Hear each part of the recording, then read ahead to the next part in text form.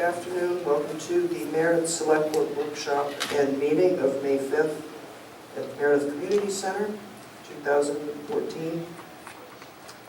The workshop agenda tonight, first off, I'd like to introduce the board members. Hillary Seeger, Lou Kahn, Good afternoon. Nathan Torr, Good afternoon. Peter Brothers, Good afternoon, Vice everyone. Chairman. I'm Chair Carl Horn, Phil Horn, our Town Manager, Good afternoon. and Karen Landry, our recording clerk. First item on the workshop agenda this afternoon is W14-10, Greater Meredith Program Sculpture Walk Update. We may blind the front row here. That'd be a bad start. I think I better go up. Okay. So will I. Do not sit on the bench. Takes care of that. Have my technical advisor here.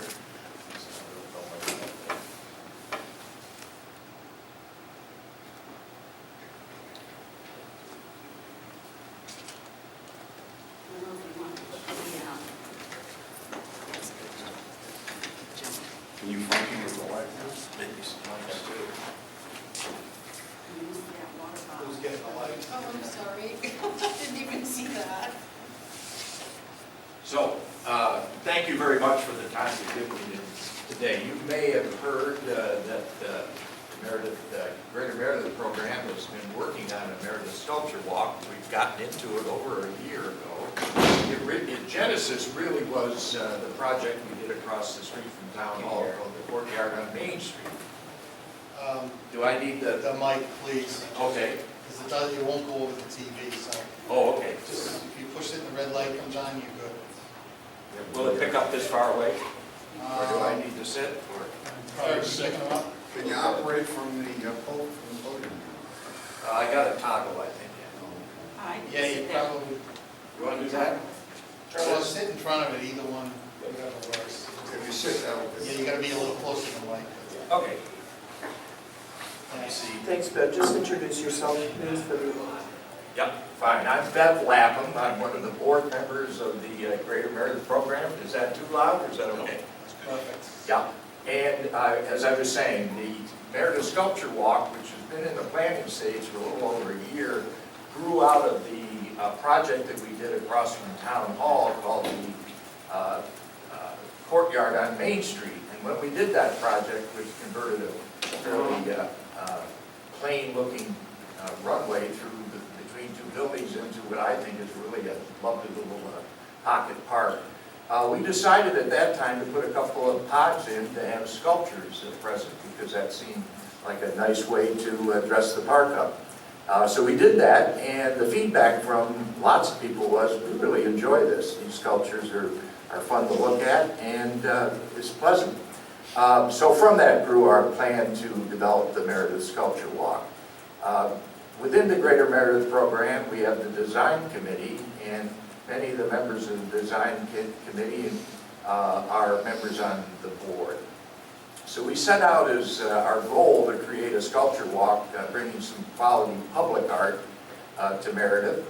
Our strategy was a 2-year plan to place about 25 outdoor sculptures in strategic sites along Main Street, on lakeside parks, and within the Mills Falls Marketplace Courtyard, and then some other high visibility locations. And so we have worked on that strategy. The benefit we really feel is to provide a very unique experience in Meredith, create some excitement for the residents and particularly visitors to Meredith, and to create a sort of a marketing sales opportunity and foot traffic for the merchants on Main Street primarily.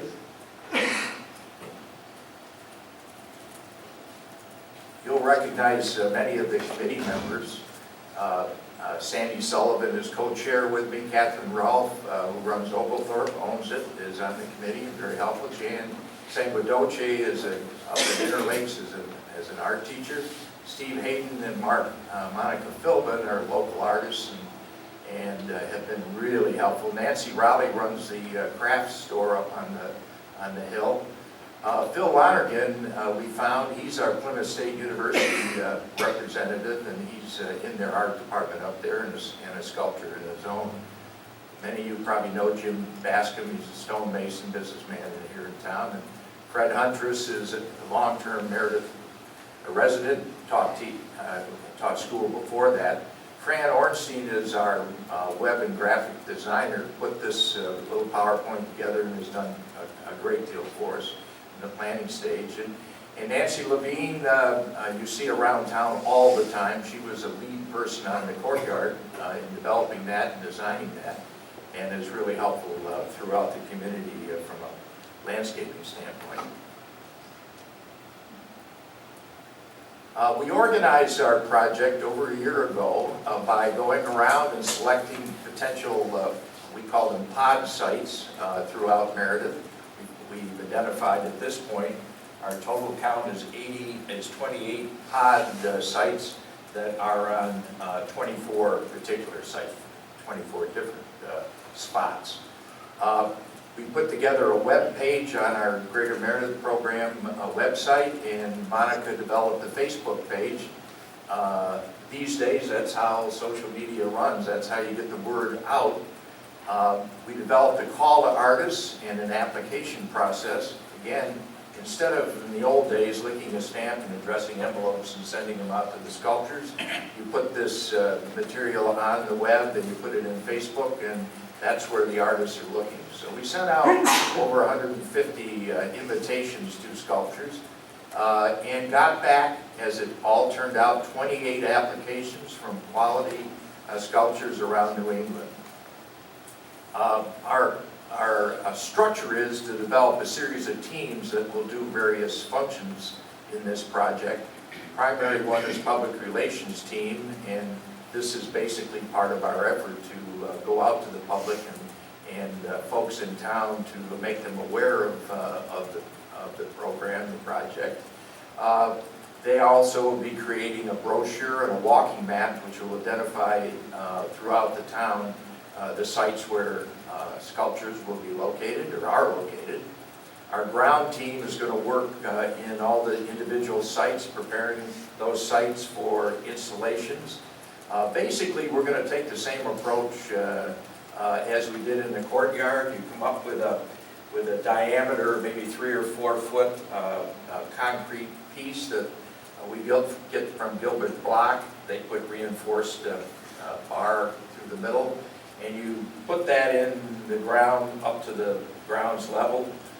You secure the base of the sculpture into that by drilling holes and bolting the piece down. That does two things. First of all, it secures it so it's not wobbly or tipping or dangerous at all. And also it keeps it from walking away under somebody's arm going to their backyard. And so that's our plan. You'll see when I show you some of the artwork that came in, the sculptures, that some of them will require a little different approach, but in all cases they will be secure and not tippy, those kinds of criteria. We developed a jury team independent of the committee. That jury team met, a 3-person team met last Friday and looked at about 50 sculptures, whittled those sculptures down for quality of work, and also security, no sharp points, nothing that would be a difficulty in public art. And they came up with about 30 pieces that they thought were appropriate for the town of Meredith.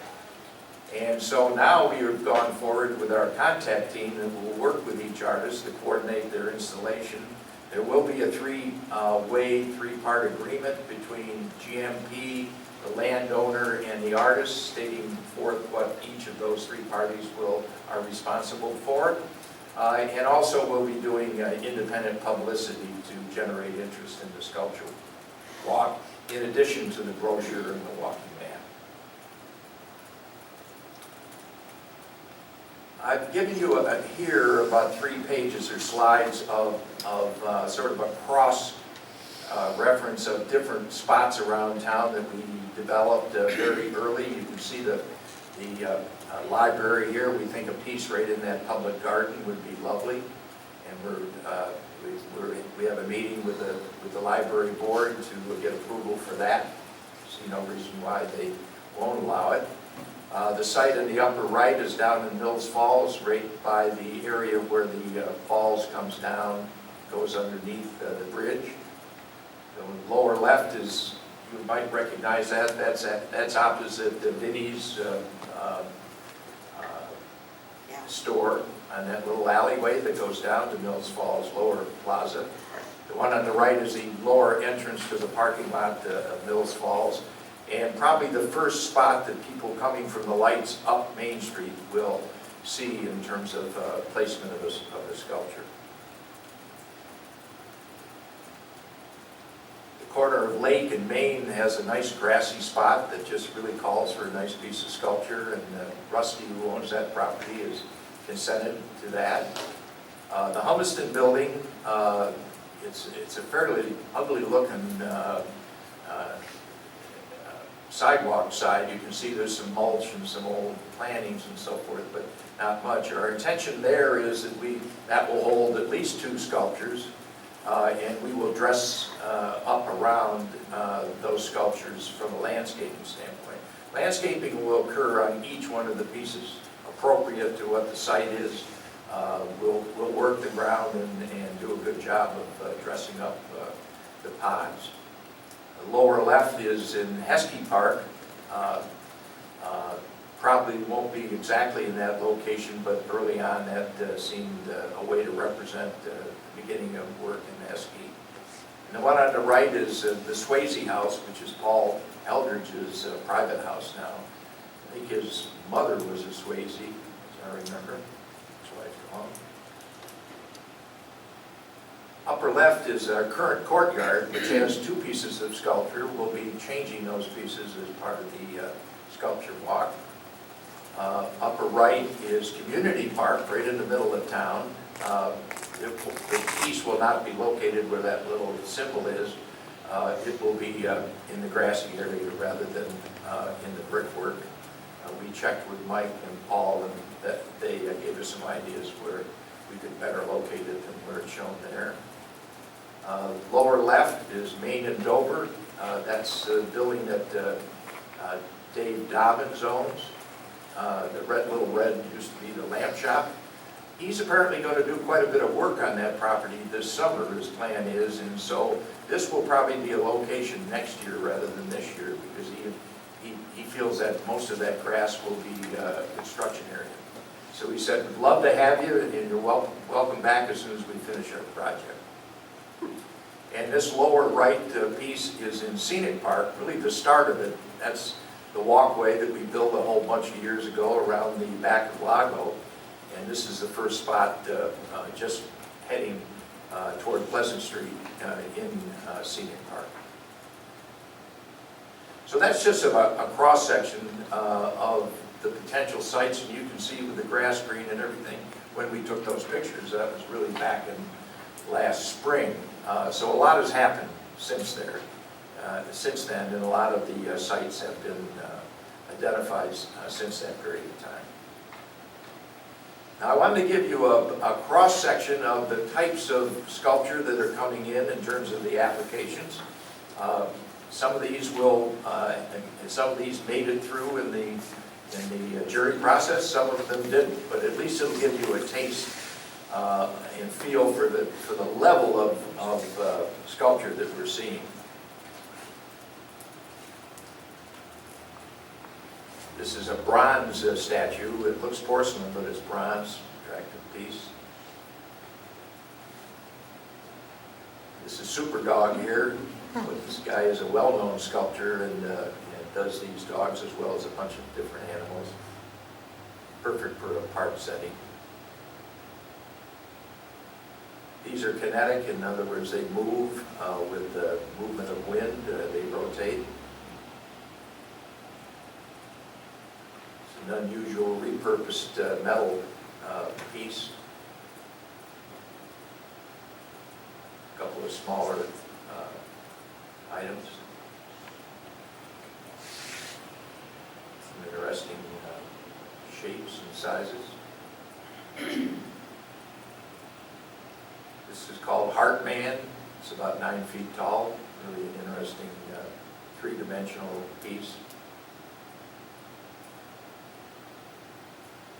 Some lovely herons in a nice setting. We have sort of a special spot, lake edge, that would really frame these pieces nicely. This hand is 9 feet long, huge piece. You can just imagine it's very heavy, sits on the ground or braced, and you can see people having their picture taken sitting right in the middle of it. It's a repurposed piece of wood. This piece did not make it through the jury.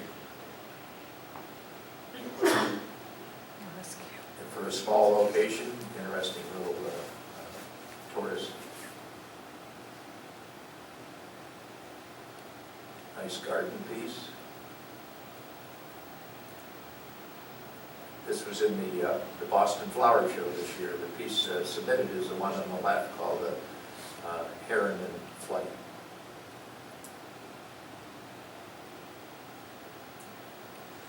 The one in the center won the Best of Show at the Sculpture Garden at Sunapee for the New Hampshire Arts and Crafts Organization.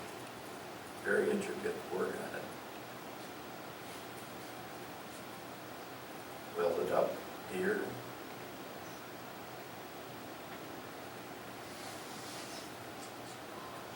Pretty little dancer.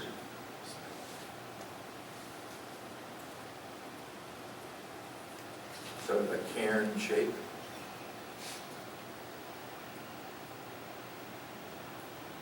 Two modern pieces. The one on the right is stainless steel. It looks almost like a piece of ice, doesn't it? And particularly when with the winter background. This is a kinetic piece, moves in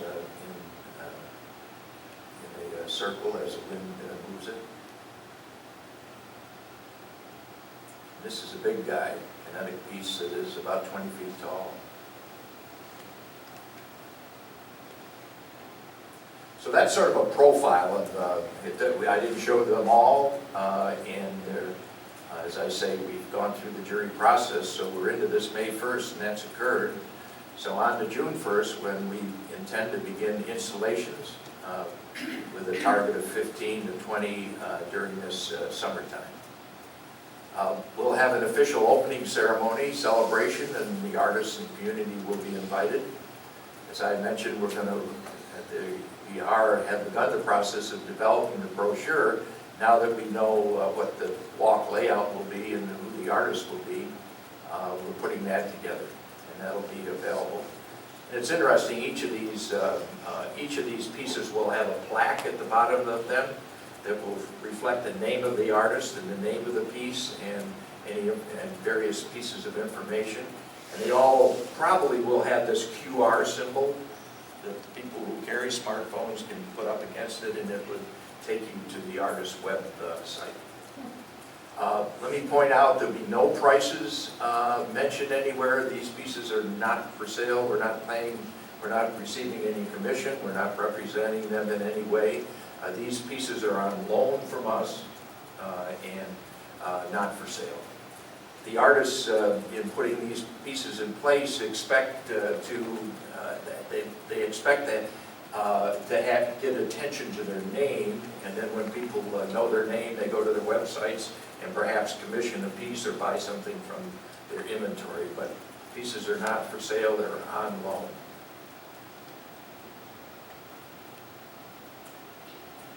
So that's our Meredith Sculpture Walk profile. We're excited about the program. I'm here to answer any questions that you have, of course. One of the questions might be, how is the town involved from the standpoint of locations? We've found a total of 8 locations within the 3 parks of Heskey, Scenic, and Clough. And we found an additional 3 in Community Park. So the total is 11, and if you include then the library, the total would be 12 from the town standpoint. The count in Mills Falls Marketplace is 13 pieces, 12 locations and 13 pods. And at what I call Gallery Alley, which comes from Main Street, goes by Vinnie's and goes down the stairway that ends up in the courtyard of the marketplace. There are 6. So Main Street will have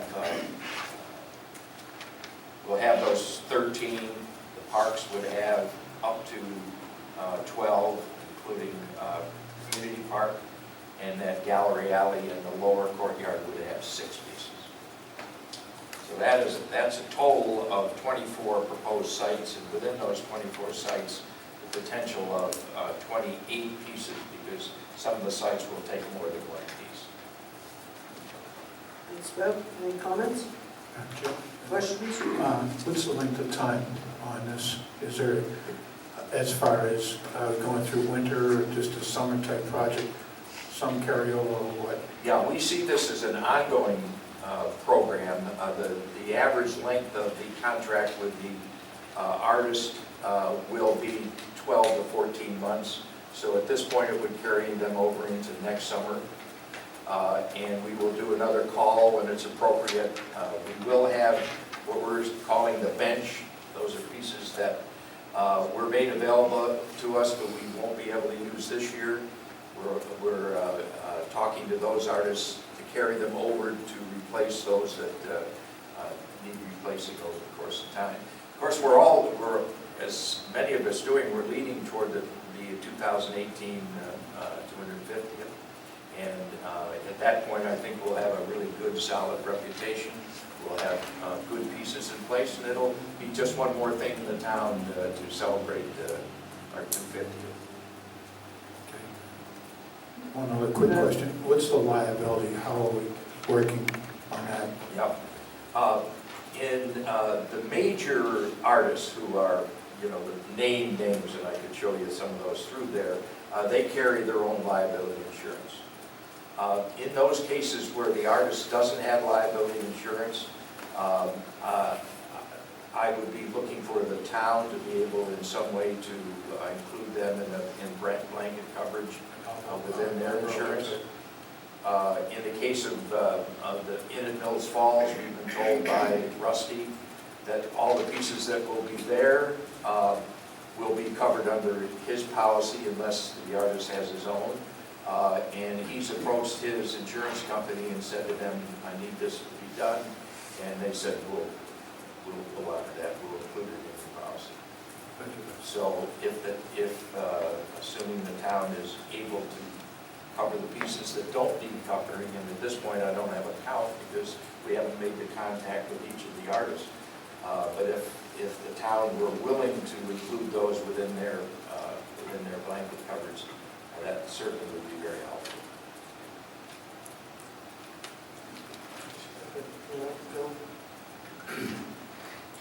As it relates to the insurance coverage, we have to know how much the value is of them, approximate value, because that would be the incremental cost for us. Okay. As there would be an incremental cost, they're going to want to know value and location, if we're going That's to carry fine. them under our policy. So. Yes. The liability piece would be the only piece. The artists are responsible for damage, vandalism, theft, anything that occurs. They either self-insuring or they have coverage for that. So if a piece walks or gets damaged or anything, that's not a part of the landowner or the GMP's responsibility.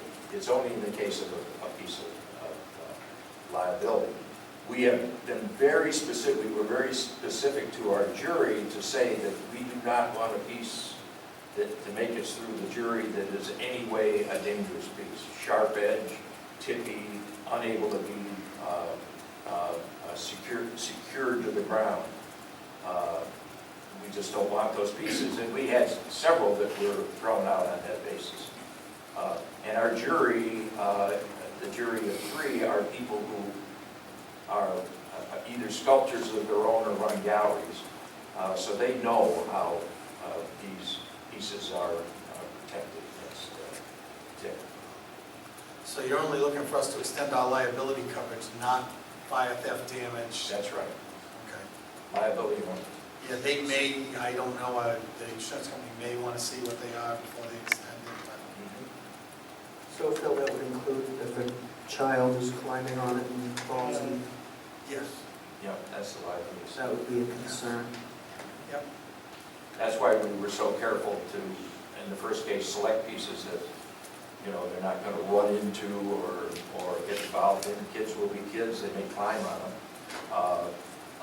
But they're gonna be secured in the ground in a way that climbing is not gonna, they're not gonna tip over when they climb. They may fall from it if they're silly enough. And anything that's, yeah, and anything that's moving will be at a height that will not be dangerous. Phil? So I have a question. This one. There was one piece in there that was metal triangles, looked like little. That stacked up, yeah, Yeah. that didn't make it. Okay, thank you. Phil? And then we had talked about the locations when you came in early on, and they don't interfere with snow storage or maintenance. And you would come to see me, and then you would talk to Mike. Yes, Mike and Paul have, I gotta tell you how helpful they've been. We walked all these locations, and they in fact said, that's okay, that's okay. You may see around in the parks, these little stakes with the white tips on them. Those were placed with Paul and Mike and myself saying, that's okay, those spots are fine. And Paul, of course, has got to mow around them and do all that kind of stuff, and he's given those spots his blessing. So town spots, just for the board's information about the vetting, so, for the location, because I remember the community park when we had the discussion about the brick walk, but it's now not on the brick, it's in the grass. Yeah. I saw the stake there, so. Yeah, Paul thought around, it's the circle there that had the benches, Yeah, and there's 4 benches in a compass setting, and one has got a tree and a light box and everything. The other 3 are, create sort of a semicircle. And he thought a piece behind each fence back in. Originally, he thought maybe out in that open, but that's where the folks who do the show, the Chamber of Commerce Oh, put on the thing. They set their tents up there with the sound and band and everything, so we moved everything away from that and stuck them in spots that he can mow, but it won't be in the way. Madam Chairman, just a couple of comments. One, it's kind of exciting to see something different, a different focus than perhaps some of the other activities that the town supports. But a couple of questions. Are any of these going to be lit at night or anything like that? Not intentionally. They may be in parks that have lights and under thing. And as you know, in the courtyard, we've got a couple of lamps that are on timers and so forth. But we don't, because many of the sites, there's no electricity there.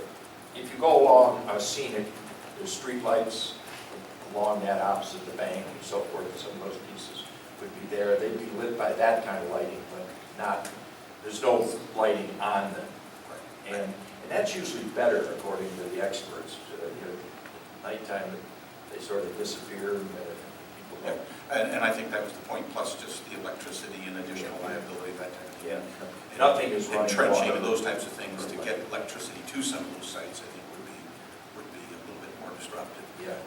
One other area that I'm just, something's in the back of my mind, and that's Heskey Park. And I think when we had an earlier discussion, that was 6 or 8 months ago, it was a preliminary basis. I just brought up the subject about restrictions in terms of what's there, and I'm somehow remembering that when we put the state designation, the landmark, the rock in there for the missing veterans, that I thought there was some issue of approval or something, or restriction. I may be off, but the only restrictions we have for Heskey Park is it can't be commercial, and that's very specific. Other than that, it's not there isn't a restriction. yeah. And there's no commercial connection here, other than they're artists, but No, I these picked aren't up for that sale, immediately, they're on back the when you whole said that there They're was not no, consigned, they're not for sale, they're being lent or no loaned connection. to the Greater Meredith program to put on. And the term I think that's a term an of important stay piece. is written in the contract. Yep, good, So, I appreciate that. Other comments? I'm all set. Can I talk from here? No. You can go, you can use the mic and speak if you'd like, Jim.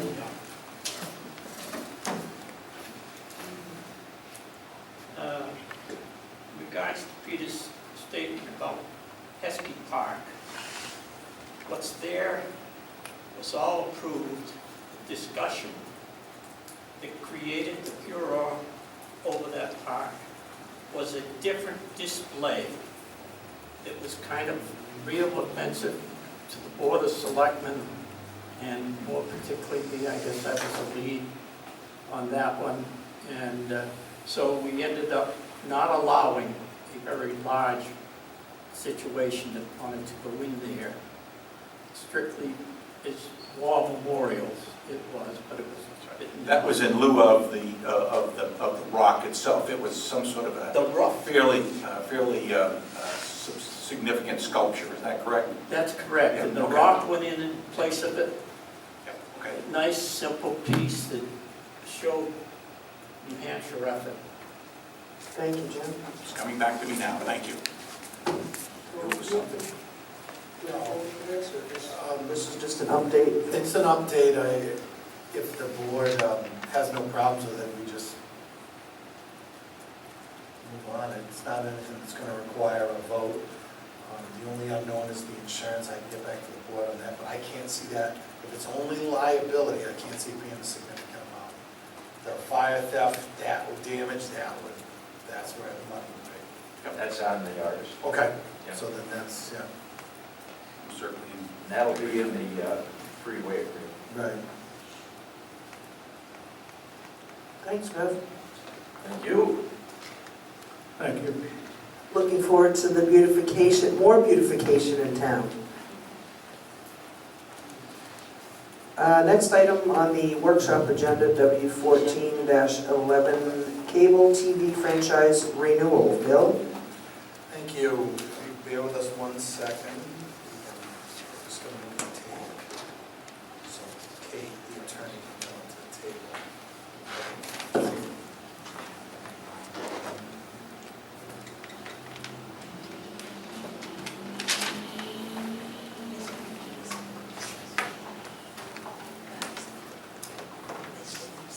And while we're doing this, I'll just make a comment that we are tonight starting a new format. We're just going to, when the workshop is completed, we're just going to adjourn for 5 minutes and then go right into the regular meeting instead of waiting until 5:30 to go live. So starting this tonight, we'll be doing that.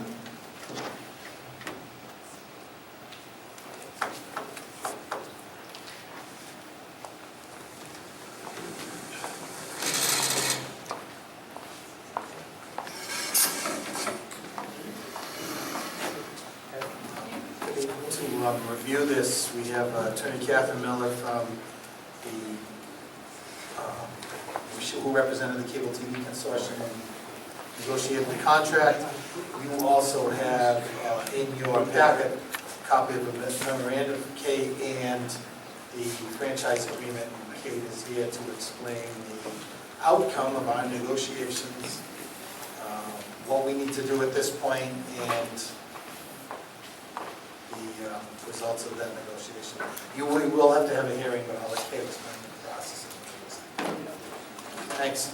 Catherine, go ahead. Thanks very much. Is the red light on it? Now it's on. There you go. All right, good, thank you. As your town manager said, I'm Catherine Miller. I work for Donahue, Tucker & Chandela. We're a law firm with offices in Meredith, Exeter, and Portsmouth. I work primarily out of our Exeter office, so it's a pleasure to come up here to Meredith. It's a beautiful day. I've been working as the attorney on behalf of the 12 cities and towns that have formed the consortium to negotiate a cable franchise renewal for each community with MetroCast, which provides the cable television services in the community. The group had, or pretty much the same membership of the group had negotiated together previously, And it was a very good move on the part of the member communities to work as a group. As your town manager may have told you, there are limitations under the law in terms of the leverage and the topic areas that municipalities can negotiate when going for renewal of a cable franchise agreement. And working together as part of the consortium really maximized the leverage on the part of the communities. There were 12 cities and towns that were part of the consortium. And together they had a better bargaining power than they would have had if they had been negotiating individually with MetroCast. So we've been working for, it's been close to 2 years, I think, and your town manager has been part of those negotiations at every turn, which has been very helpful. He's been a very able advocate on behalf of your community. The result, I think, is a good agreement for the member communities.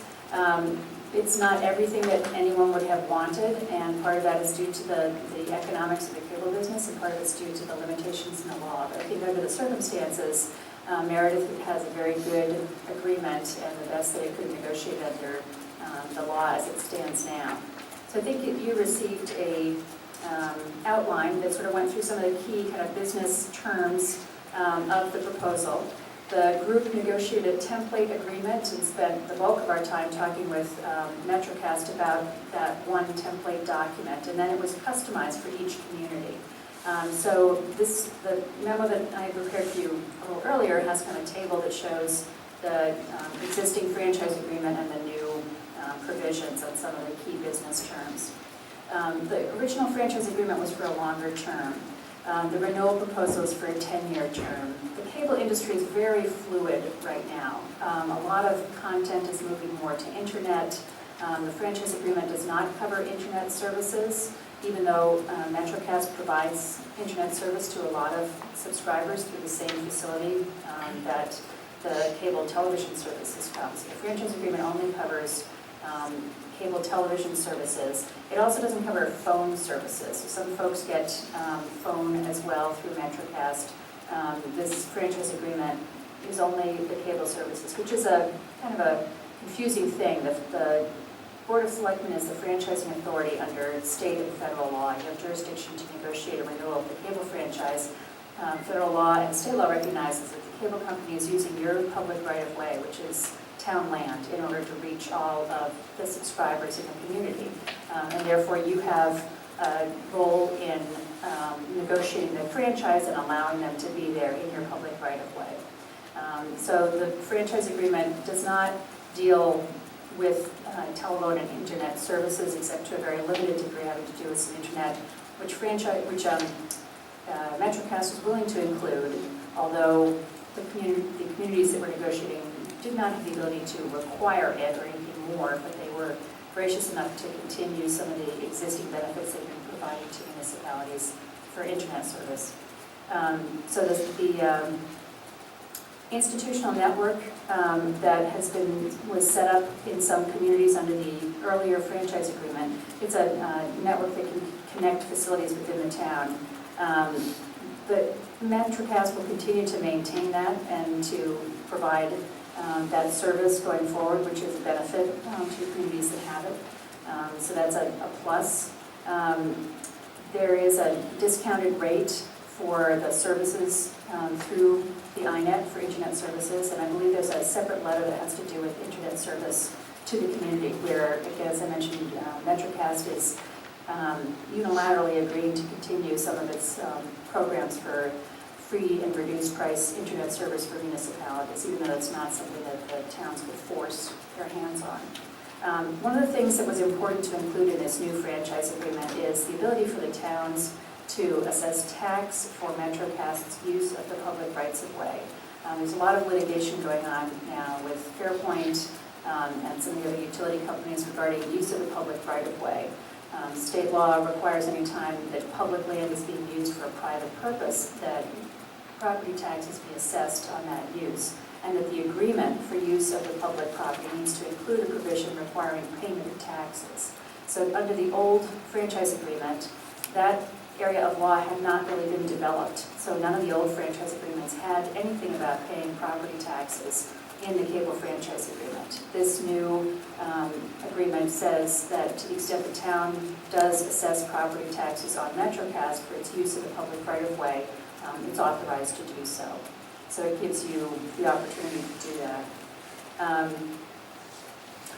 We also negotiated a slightly more favorable formula for extension of the cable plant. My understanding is Meredith's agreement is more open in allowing the town to continue its arrangements with the provider of its choice, but without linking the community specifically to Lakes Region Public Access. So there's more flexibility for the community in terms of where it wants to go with that. We also negotiated some support for the town for its local access programming and the kind of work that you do here, getting your information about meetings out to the public. It's a small fee of 75 cents per subscriber with an additional $2,500 in funds to go to upgrading equipment and things like that. One of the key features in that provision is that those dollars will not be passed through to subscribers. The cable company is allowed to pass through to its subscribers any requirements for payment to a municipality under a franchise agreement, including franchise fees. And they've agreed not to pass through those costs to subscribers. So those won't show up, those additional fees for $2,500 in equipment and the 75-cent per subscriber fee will not show up on bills as being something required by the town of Meredith. So that's a good gesture on the part of the company. The company will continue to provide free cable service to the municipal locations that have already been listed. There are 16 of them. They're in the franchise agreement. Again, the cost for providing this service is not going to be passed through to subscribers, even though under the law MetroCast could. So it's cutting us a bit of a break there. There'll continue to be a performance bond in place and the opportunity to revoke the franchise if there were non-compliance with the existing terms of the franchise. It's very unlikely that the cable company will be in breach of the agreement and be unable to cure that breach, but there are some times when a cable company takes a very long time to get around to fixing things. And we found in the past that the performance bond is a key thing to be able to get their attention. So it's not just for construction and making sure that if they do something that tears up the streets or the sidewalks, that's going to be repaired. That's covered too.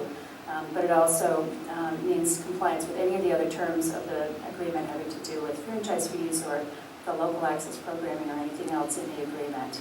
And that's a good way to get their attention if there were an issue that the town felt was not being addressed.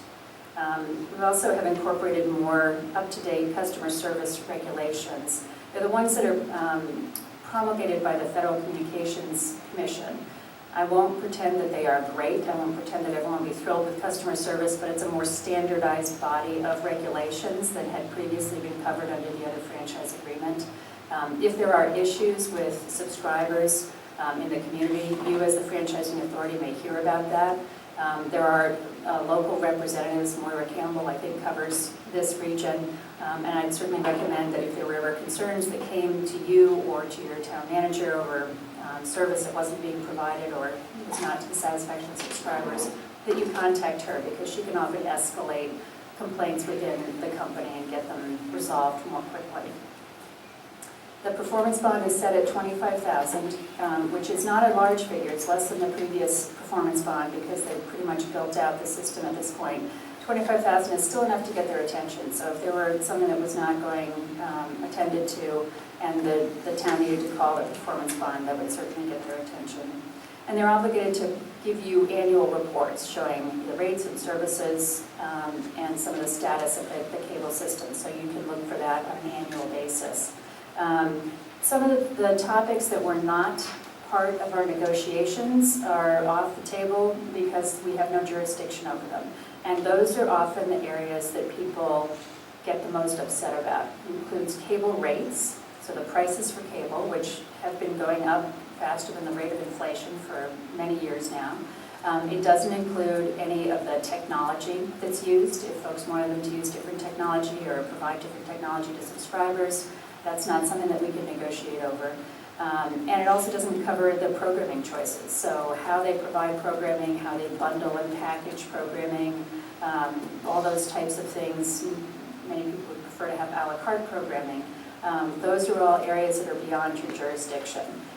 So to the extent people are unhappy with that, the response is your hands are tied because of the restrictions in the Cable Act.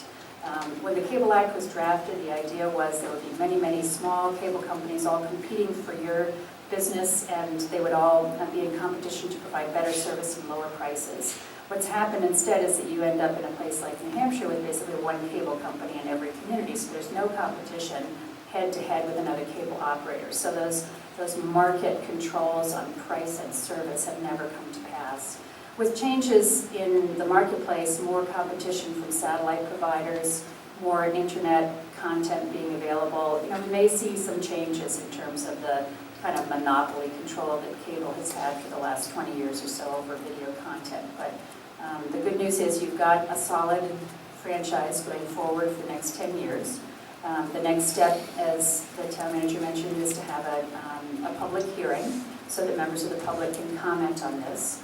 And then after you've had your public hearing and have received any public comments, the board will then need to vote on whether or not it approves the proposal for renewal and then sign the document if you do. So that's kind of a quick trip through cable franchise renewal. Are there any questions? Yes. Madam Chairman, I think what I'll do is cover some of the key terms that you had. Yes. On the taxes for the use of the public right-of-way, we've now added that in. I noticed that when you talked about the financial support, what they may be paying us as communities, that could be passed on to subscribers. Is there anything in the tax portion that also states that can't be passed on? That's not, there is nothing in the agreement that prevents them from passing that on to subscribers, and I expect that they probably will. So if they're just as the franchise fees are generally passed through to subscribers. I don't know if there will be a change in the rates in Meredith, if Meredith taxes versus, Laconia not taxing, or vice versa. The rates for the cable services tend to be kind of region-wide. So I don't know if you'd see an immediate change in the rates for your subscribers. But they have the ability under the law to pass through any of their costs of doing business, and taxes, whether they're federal, state, or local, are going to be part of the cost of doing business for any cable company. So if I can clarify that, then whether or not the communities, this is, when I looked at the key terms, I was assuming that was the 12 communities. So the 12 communities may or may not be having that feature exercised. Correct. The franchise agreement says if this town is going to assess taxes on MetroCast for its use of the public right-of-way, MetroCast needs to pay properly assessed taxes. So it gives the town the authority to do that, which was lacking in the previous agreement. One of the issues in the Fairpoint litigation right now is a question about whether or not the towns have the authority to tax a company like Fairpoint that's using the public right-of-way if the agreement to be in the public right-of-way doesn't include the obligation to pay taxes. So this is a proactive step. MetroCast has never challenged this in any community, but we're putting this in to make sure that the town's complying with state law so that if the issue comes up, you're on the right side. One other question, if I may. I realize that you said it's non-negotiable or it's off the table, but it seems to me that the biggest complaints that as a consumer and as a selectman I hear about is those three items: the rates, the technology, and the programming choices. So my question is, if we have the power of 12 communities, why isn't that appropriate to have that part of the discussion? Because the federal law says those are off the table. It's very explicit, and MetroCast knows that.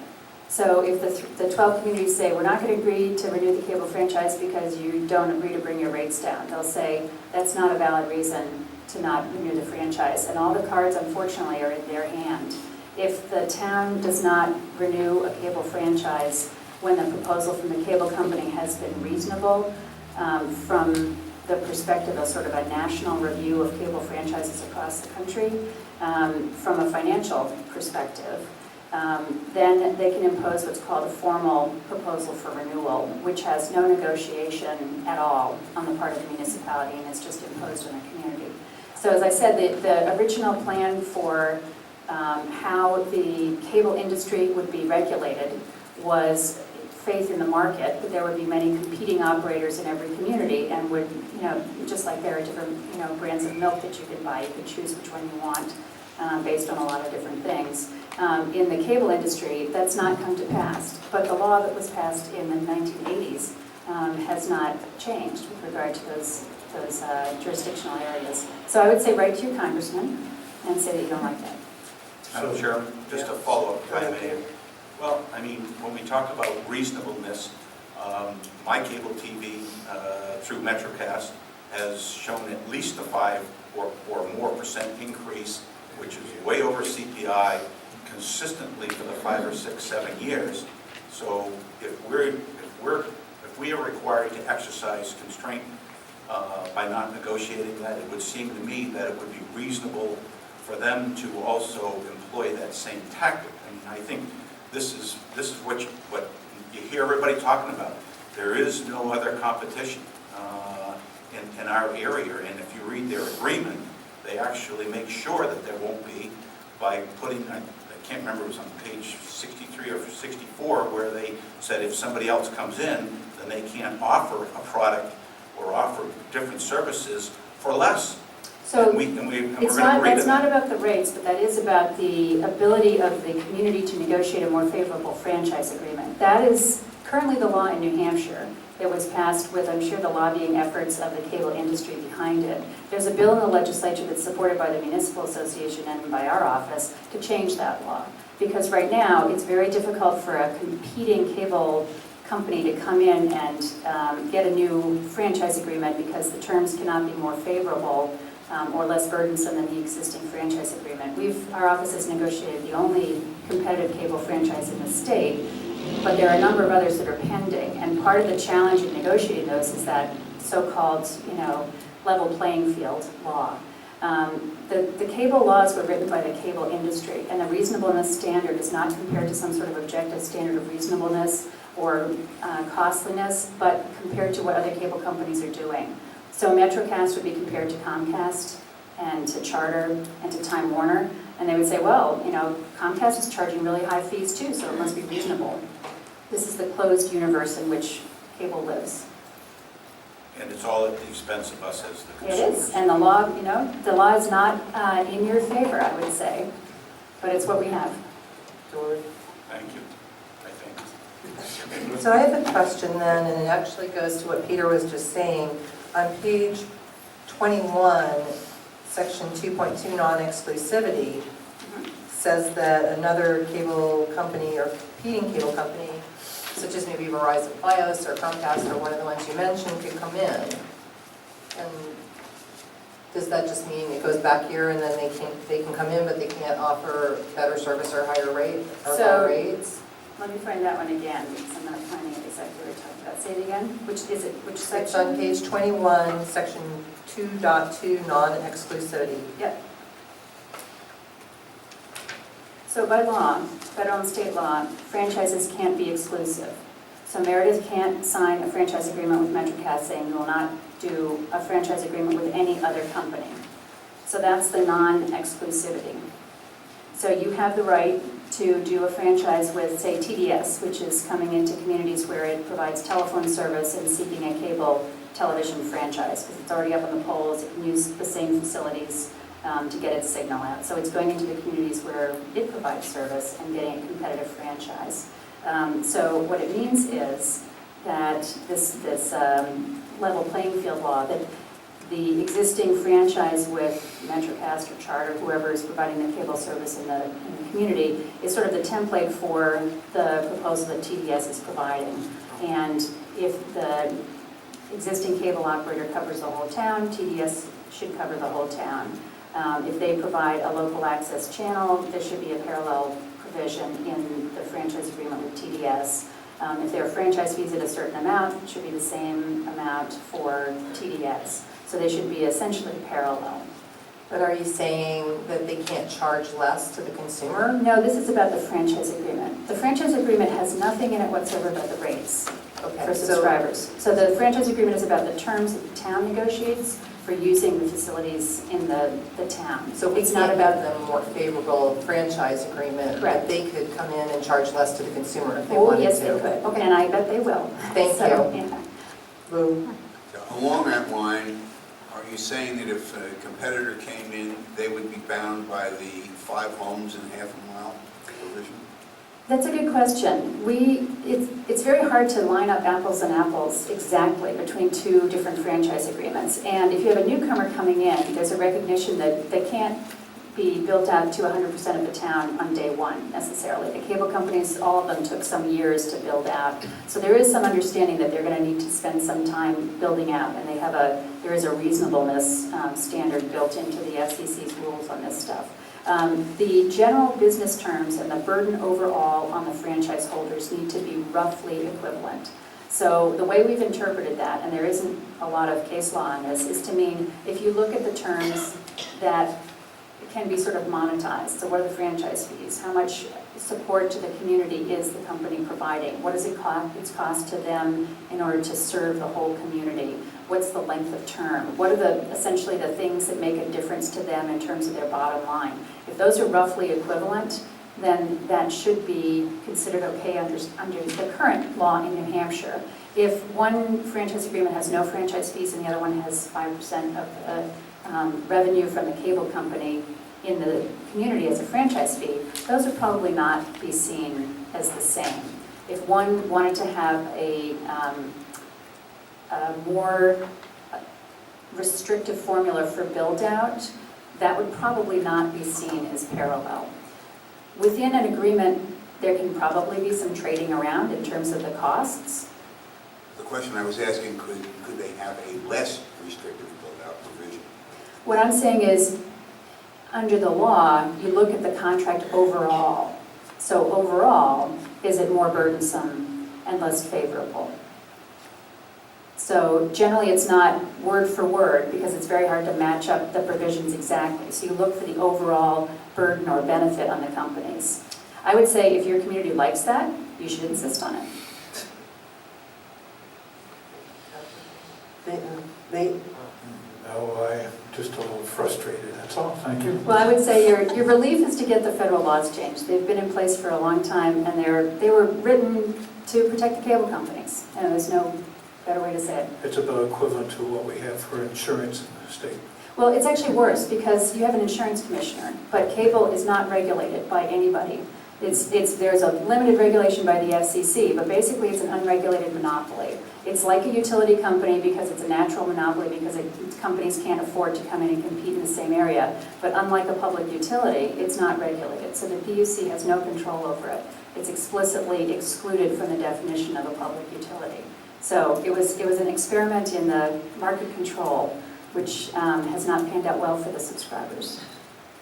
Catherine, you said that your office and the Municipal Association are supporting legislation. Is that state legislation currently? Yes, and it's From this session? yes, it's current. I'm not sure what the status is, but yes, it would change that so-called level playing field law to just eliminate that requirement. To give you an idea of how difficult it is to negotiate a competitive franchise, New Hampshire law says a competing franchise cannot be less burdensome and more favorable than an existing franchise. So if TDS came into Meredith and said, we want a franchise, but you're going to have to cut us a sweetheart deal because we want to come in and it's going to cost us a lot. You can't undercut MetroCast by giving them a better deal. However, the FCC, in order to encourage competitive franchises, says to municipalities, we have a rule that says your competitive franchises cannot be more burdensome or less favorable to a competing franchise applicant. So you have to find where you are on that knife edge between those two things and be exactly right. That's why it's difficult negotiating competitive franchises. If the law changed in New Hampshire, there'd be a lot more flexibility for municipalities to negotiate a franchise with a competitive franchise applicant. What is the deadline for this? There's no Decide. rigid deadline. I think your timetable is to set up a public hearing, and you should have 2 weeks clear notice for that. And then after that, you can schedule the hearing to coincide with the select board meeting and close the hearing and conduct a meeting and vote on the agreement after that. So You probably need at least 2 weeks in order to notice a public hearing, but there's not at this point, there isn't a drop-dead deadline. We're in a sort of extended franchise with the existing franchise agreement with MetroCast. And when it is signed, it's for 10 years. That's exactly right. Madam Chairman, Go ahead, Peter. another question. Yes. During the negotiations, and I guess it has been almost 2 years, and time flies when you're having fun, I guess, but my question revolves around what kind of term we chose 10. And I guess my question is, was there any discussion as a group of shortening that?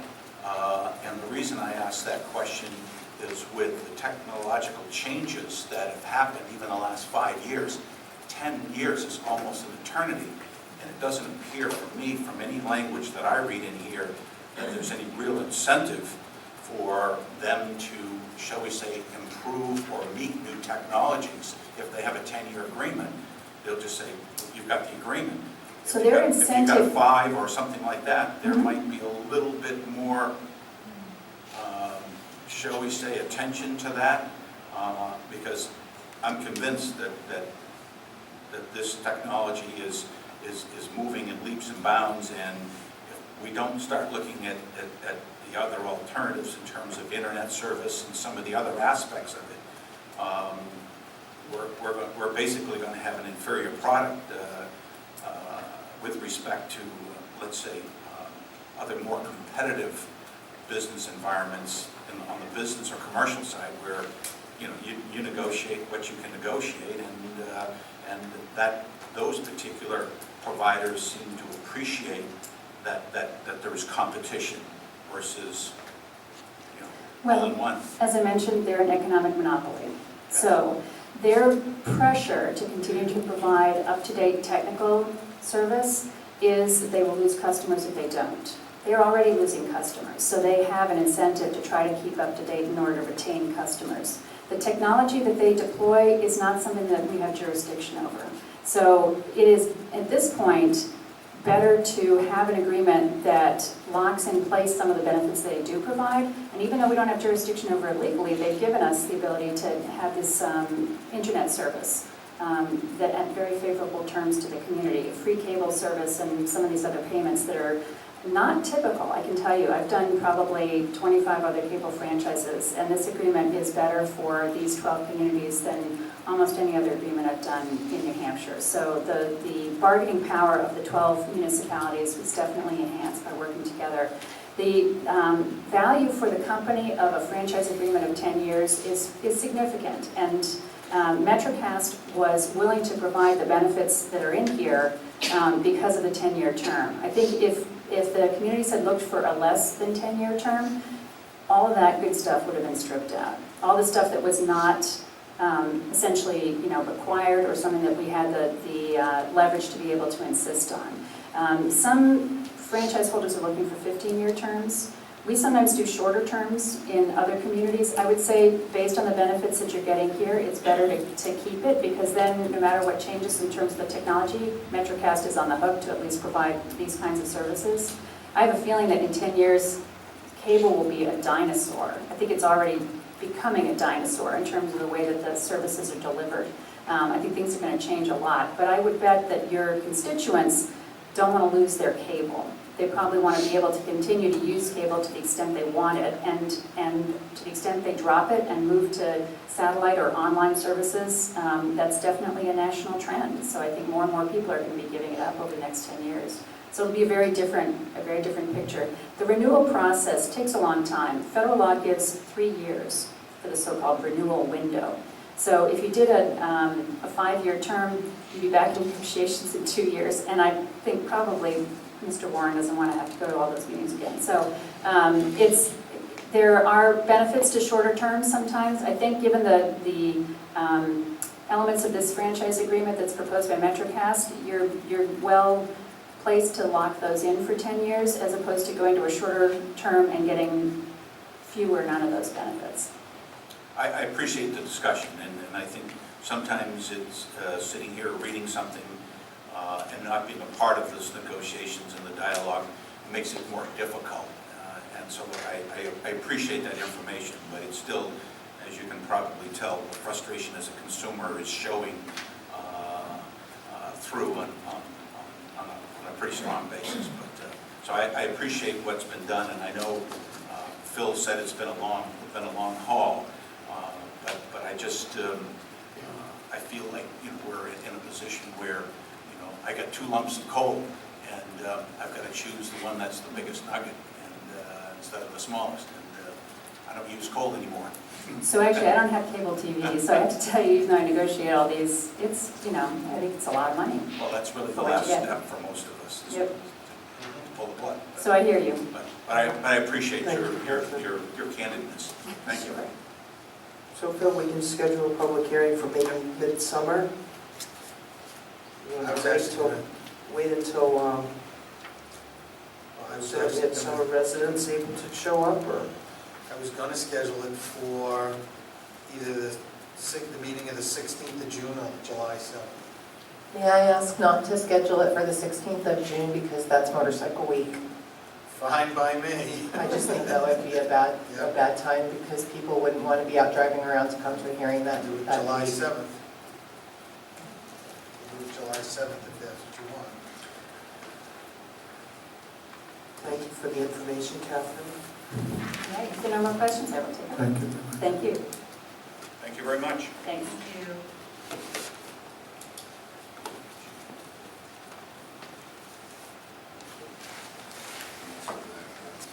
At this time, I think I'll just adjourn the workshop. We will take a 5-minute recess, and the regular meeting will begin at approximately 5:30. So much for that mold.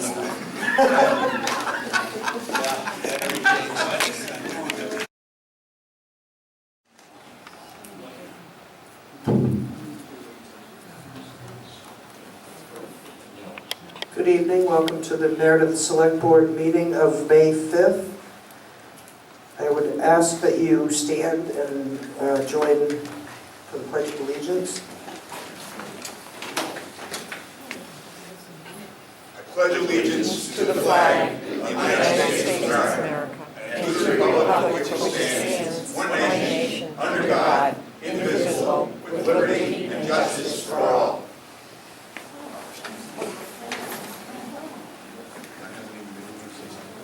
Yeah.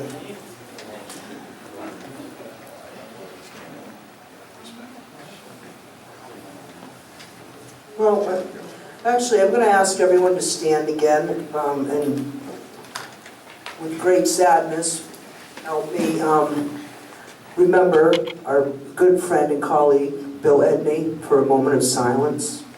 Thank you.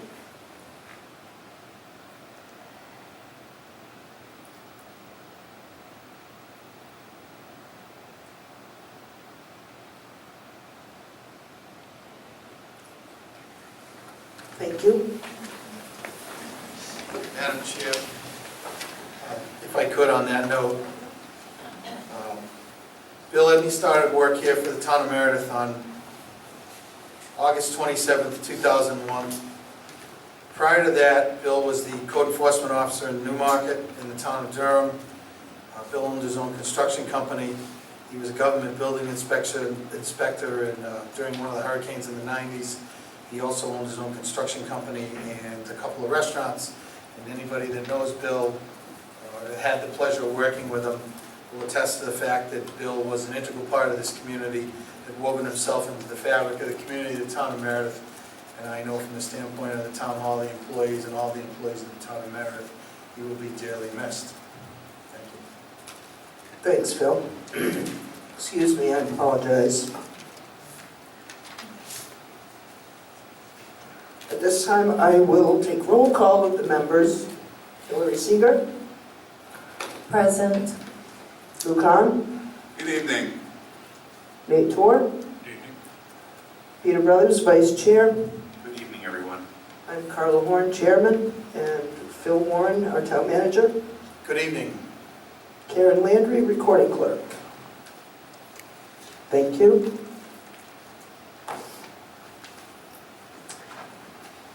If the board members have reviewed the minutes, could I have a motion for acceptance and/or corrections? Madam Chair? Madam Chair, Nate? I move that the board approve the April 21st workshop and regular minutes as presented. Is there a second for that? Second. Thank you, Lou. Any corrections to be made? All in favor? Aye. Town managers report. Phil? I have a surprise for you. Vote registrations are now being handled at Town Hall. The Board of Selectmen meetings are both streamed live and available on demand at the town website, www.meredithnh.org. Lakes Region Public Access now streams Channel 25 live. Go to lrpatv.org, and they have video on demand. Waste oil is accepted at solid waste. There's no charge. We still need it even though it's warm out. We use it next winter. 5 gallons per trip or more if arrangements are made in advance. Dan Leonard has advised that our water losses for the first quarter are at 8%.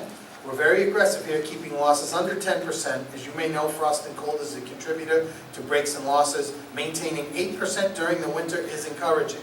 And as part of that 8%, we identified a leak, as you've probably seen on Lake Street, and we stopped it. We also will have leak detection come in and take another look, see at the system, and see if there's anything else we can gain. Crosswalk and parking space line striping's in process. The American flags have gone up. The bathrooms are open for the year.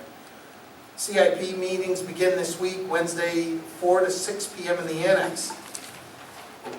Outside burning permit season has begun. All outside burning will require a permit here in Meredith. The state is working on being able to issue permits online, more to follow. The town has begun participation in a reverse 911 system offered by New Hampshire E911. This will allow for notification in the case of town emergencies. The system only includes copper landlines.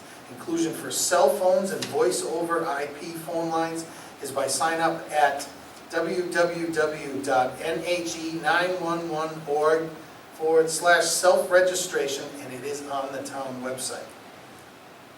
The town cleanup is scheduled for this coming weekend. Information is available on the website, www.meredithnh.org, under the Public Works tab. Your meeting schedule for your upcoming meetings. On May 19th, you have a water source update from Emery and Garrett. Mid-State Regional Coordinating Council will be here on transportation options in the area. June 2nd, you will be hearing abatements and workshop. In the meeting schedule, June 2nd, you will be having a lot merger hearing, and June 16th, you will handle the abatements that will be discussed at the June 2nd meeting, and July 7th, you will be having a hearing on the cable TV franchise license. Bear with me 1 second. The temporary repairs to the cattle landing docks were completed on April 28th, and the docks will open at that time. We're going to need a day in the near future to complete the permanent repairs, which include replacement of damaged pilings, and we're also going to change the structures that hold the pilings in. Right now, they're all right angles. We're going to change them. There's one that looked like a saddle that we're going to put on there, so that will address some of the issues that we've heard in the past. We also still need to bumper it up and put the touch-and-go end on that we had discussed in the past. And that's all I have. Thank you. Okay, Phil, thanks. I'm going to switch up the agenda a little bit here based on some comments that some of the board members, I'm not sure all, but I know I have and other members have received comments on the recent closing of the senior center. And I thought we should probably have a little bit of a discussion tonight regarding that to clear up some of the misconceptions that we have been hearing. So I know that Peter would like to make some comments. I discussed it with him earlier this afternoon. And at this point, I will let Peter start out, and if anybody else wants to comment, then we will do that. Peter? Thank you, Madam Chairman. As many of you know that have been following this particular subject, Approximately September of last year, we started to hear from the regional CAP office of a request that would be coming up for reducing of the rent or lease, if you will, to the town on the community center. It also came up at great length during our budget process. As most of you probably know, we have a fairly robust outside agency budget, and our tactic at the time was to delay that until our 2014 budget conversation started to come up in October through November and into December.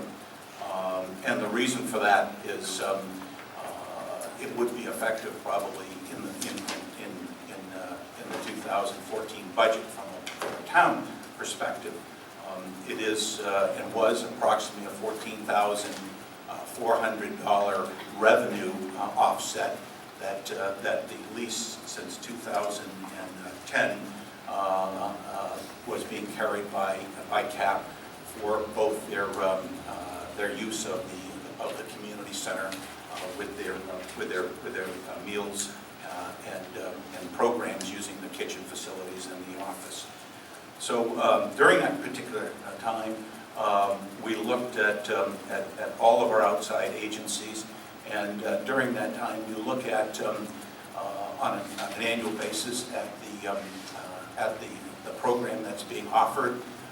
We assess it to look at the number of individuals that are involved, the general participation by the community and support for it, and also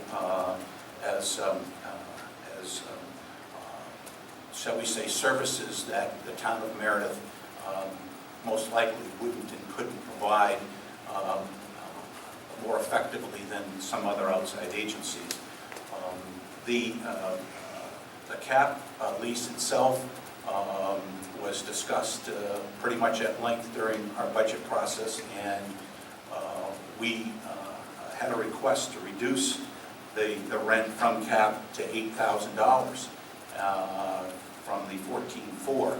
And the primary reasons were, like many other programs that are either state, federal, or locally funded, CAP was being challenged by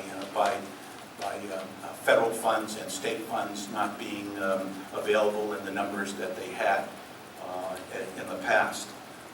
So after a lot of consternation and looking at the potential for revenue loss to offset the expense of the community center, and also looking at participation levels and where the program was, we came back to CAP and indicated that we thought we could reduce, by showing good faith, to the approximately $12,000 level, $1,000 a month.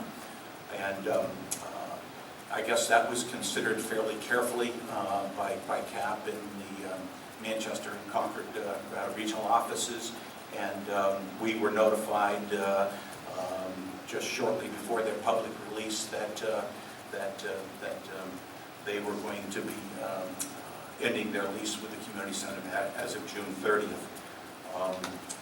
Apparently, the costs and the number of individuals that were participating in the daily activities was down into the approximately dozen range, and CAP, looking at their funding sources and their availability, decided that they were going to modify their schedule and operate out of the Laconia area as they saw fit. So looking at it in the big picture, we regret that CAP made the decision that they saw that they had to. But it's a funding level, and it's a service that wasn't being used as extensively as either CAP or the town could support. So the next option available was to look at another way to provide the majority of those services. And my understanding is from the communication is that they will be operating out of out of a Laconia base for their meals program, and then they're going to try to maintain the transport and transit, through Meredith and other services out of their regional office. So, I think that's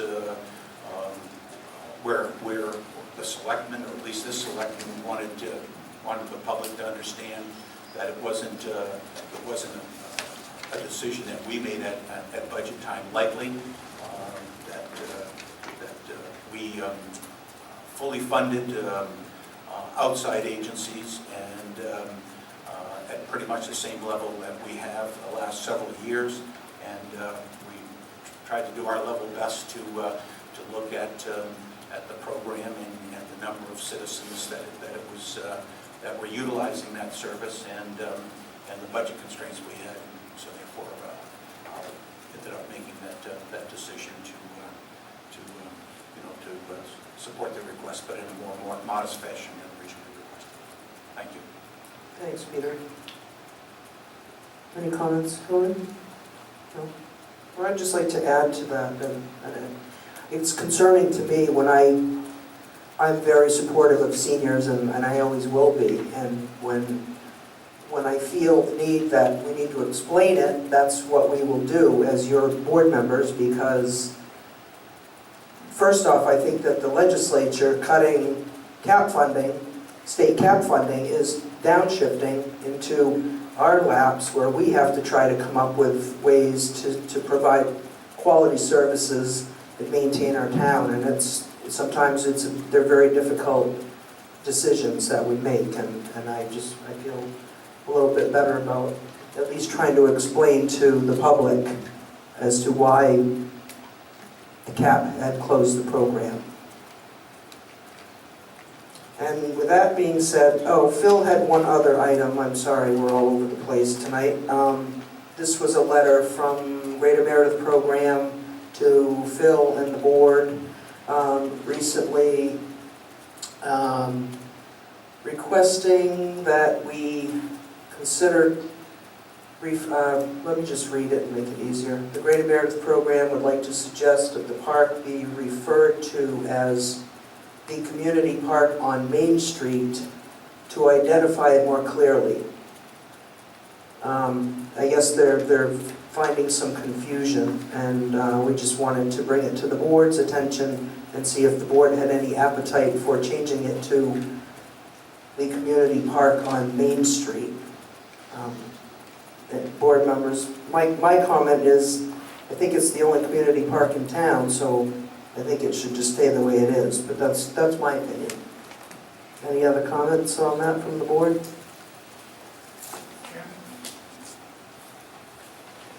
I guess we'll move right into visitors and residents' comments. Jim? What are you considering as community park? The Is it the community division park. between, behind Karis Kakis' place, or the old drugstore lot on Main Street? That's the Rust Building, yes, Jim, the Rust Building, where it used to be Fort Burke. It would be the park, which is it's been called the community park since it's been developed, next to the Frog Rock Cafe. So I don't know if the board wants to discuss changing the name, or not want to change the name, or... Yeah, I think first of all, what's the point of changing the name, or what's the confusion? Let's start back at step one here. The letter from the Greater Meredith Program stated that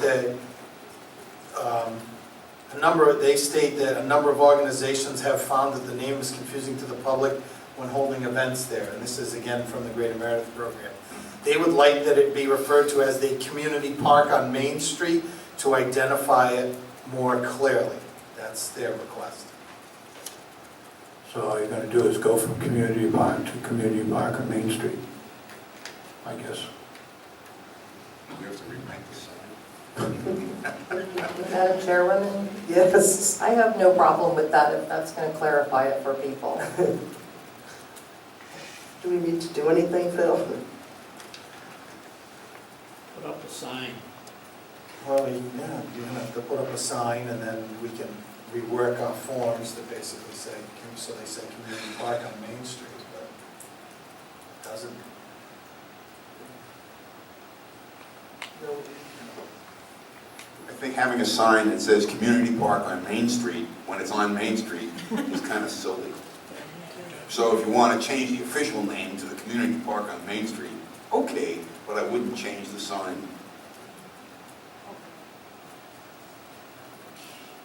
Any other comments?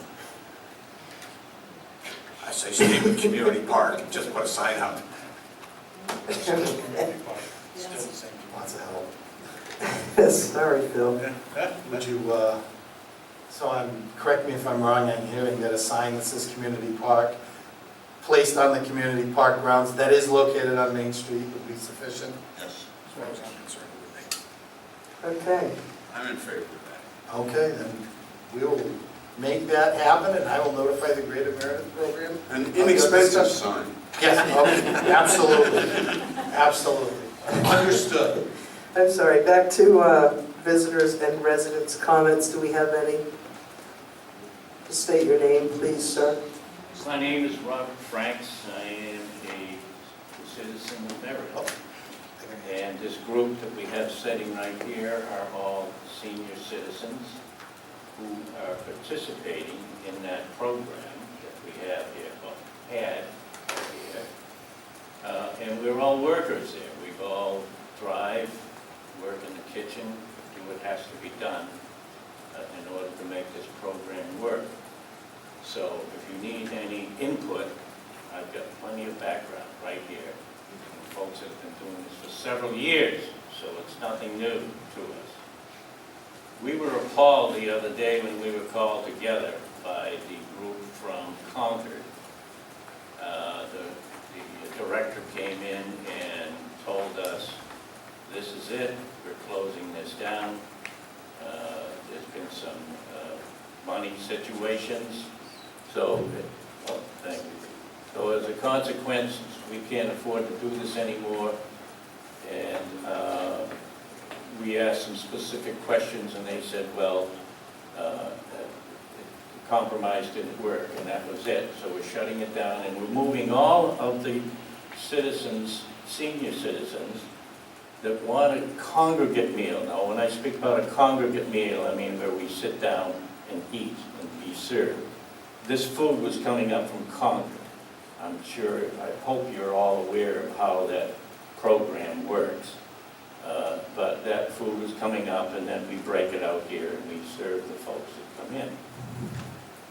What has happened, obviously, with this breakdown, that they don't want to do it anymore out of Concord, and they want to move us all over to Laconia. Now, Laconia is a great place over there because I substitute over there sometimes. But why should the people from Meredith have to go to Laconia to be served, especially seniors, when getting around isn't too easy? So as a consequence, the Meals on Wheels will still be in place. They're going to take and they're going to deliver. They're going to hire 2 more drivers to go from Laconia up here to Meredith to deliver the Meals on Wheels program. And the congregate, anybody that wants to eat that day, will have to find transportation down to Laconia. There is a bus, but that bus is in constant use with medical appointments, etc.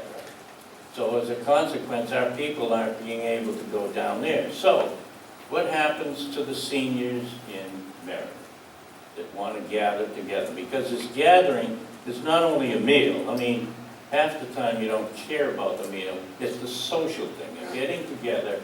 Seniors who don't get around too much come in and sit down and we talk and we joke around and we have some fun. We try to have some activities, and these activities help you with your social psychology. So that's going to be gone. That, if you want it, you're going to have to go to Laconia. So we as a group, and we've talked about it, you have such a great facility here. I mean, the kitchen is a commercial kitchen. Why waste that? Obviously, Concord doesn't want to deal with us anymore. Why should we have to come under their control? Why can't this group make some inroads or decisions or talk about having our own meals situated here and our congregate meals here in this facility? And I just, for the life of me, can't think why Concord thinks they can move everything down there and forget about Meredith. To me, that's an insult to the town, that they think that they can tell us how to handle this thing. Granted, they have all the facilities, they've been doing it for a long time, and they're controlling it. But I've worked also over in Moldenboro and Ossipee. Now, that's Carroll County over there, but each one of the facilities over there cooks their own food, runs their own program, and there's an oversight group, and they keep track of the money that's going to purchase food and things like that. But they have their own director, and that director sees there's a cook, that there's a meal, and it's all done on site, and it's so much easier, so much nicer to have your food come right out of the kitchen onto the table.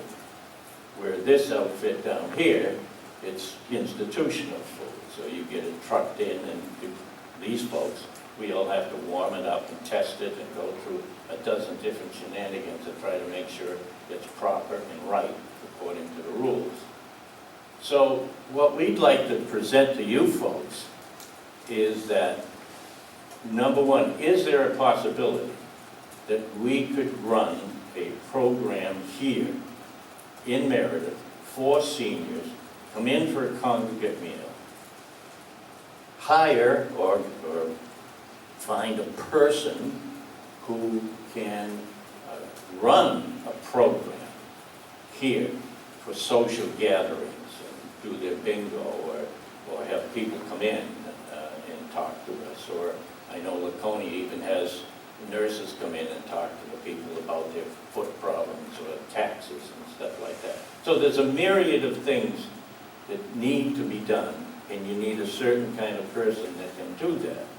Now, we're here because we thought about that, but all of us are at the point where getting totally involved in a thing like that again. We're seniors. We can part-time, we've got a lot of knowledge up here on how it should run, how it could run, and how it could be, and some people that we can suggest that might possibly get them into this category of being able to run this thing. So what we're suggesting to you folks is, number one, it's appalling to think that Meredith cannot handle its own program, and Concord thinks that they don't want to bother with us anymore. That upset us. And for folks that have been working that hard for this group for years, I mean, this isn't just something that happened overnight. We are really upset about this situation, that they can walk away and leave us hanging on the vine. So what we'd like to suggest to you folks, come up with some ideas. If you want to sit down with us sometime and talk with us about some of the ideas we have, we'd be more than happy to. And we have a lot of suggestions on how we can do these type of things. But there's going to have to be a person that can do it. And we have some suggestions on that part. So that's why we're here. We're here as a group. We're upset.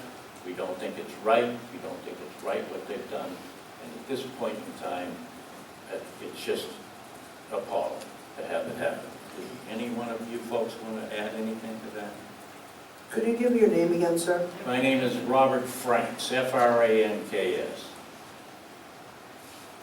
I'm glad that you're here, Robert, and I'm glad that you're speaking out. And there should be no reason why anybody in this town, being a senior citizen, should be upset for having a program dropped. And I'm sure that we can come together and work something out so that we can continue that service. And this is completely probably out of line, but I have personally spoken with the people at the Trinity Church, and they are very interested in having it go back there as the program the way that it was. So this isn't an end-all done we're not doing anything. It's just something that has to be talked about and something that has to be worked on. And I'm sure we can do that. Well, I think in this community where we have so many great restaurants and entrepreneurs in town, and that church did handle it years ago before Concord stepped in, that we should be able to come to some kind of agreement, to be able to get a place for people to go to, and still have the money funded from the various different sources that are out there, and from our own community with the people that we have here, to be able to get behind this and make this a banner, a showplace of what we can do as a community for our seniors. It's, to me, everybody's going to be a senior one of these days, sooner or later. And sooner or later, you're going to have some of these humanitarian services that are provided by the senior program. So it's something that we just can't push aside and forget about. It has to be addressed, and I think as a community, we should get behind it and make this thing work for Meredith seniors. I agree, and we will do that. Okay. Madam Chairman, just to follow through on that, I can say that I'm disappointed that you're all here tonight from the standpoint of just hearing about it less than a week ago. Quite frankly, the lease was with CAP out of Concord. They have run the program since 2009, and I was on board when the Trinity Church asked CAP to take it over. We entered into an agreement, a lease agreement in good faith at that time, and the program itself, they continued to pay the rent, and they provided a service.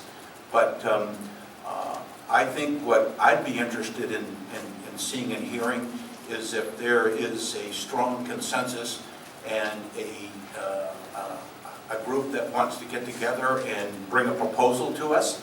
I'm certainly willing to listen and hear how that might work. But in all fairness, I think it's going to, from my perspective, it would have to provide a service that's not available, that has enough participants and all the other ingredients that we would take any outside agency. I mean, this is not new. We work with I think 31 other outside agencies to provide various services, and senior citizens and our elderly are, shall we say, well championed in probably 50% of those different agencies that we support actively. So if there is a group here that feels that it can be done at a local level and it can be supported, and there are enough numbers and ways to support that program, I'm certainly willing to listen. But it would have to, in my mind, go through the same process as any other outside agency that we get. It would have to make sense. It would have to support, a reasonable number of citizens, and be presented as somewhat of a, what I call, a business model that accomplishes the missions which you want and can't be duplicated, and that would be reasonable for us to support. There may be ways to incorporate with Molten Borough or some of the others that have been successful. I'm willing to listen, but I would urge those that have the most interest and the most knowledge in it to start to put together a plan that can be brought forth to the selectmen.